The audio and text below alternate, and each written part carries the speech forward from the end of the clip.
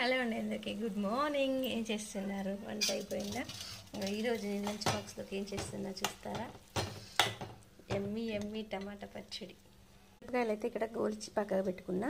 మెంతికూర కొత్తిమీర బాగా వేసి పచ్చడి చేద్దామని అయితే కడిగి అంతా పక్కగా పెట్టుకున్నా.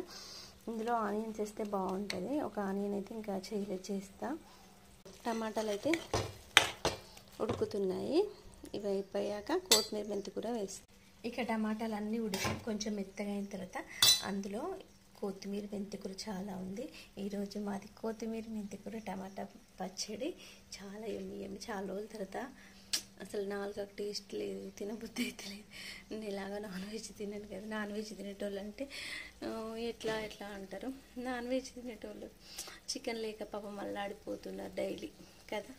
ఎందుకంటే మిడిల్ క్లాస్ ఫ్యామిలీకి చీప్ అండ్ దొరికేది నాన్ వెజ్ అంటే ఓన్లీ చికెనే కదా.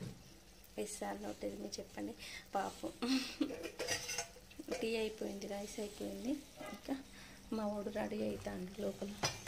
చోటు బాటిలో నీళ్ళు పోసుకో కడుక్కొని. ఏమైంది చోటు? ఓకే అండి, మీరేం చేశారు? టీ తాగారా లేదా? కామెంట్ బాక్స్లో తప్పకుండా కామెంట్ చేయండి. వీడియో నచ్చితే లైక్ చేయండి. బాయ్.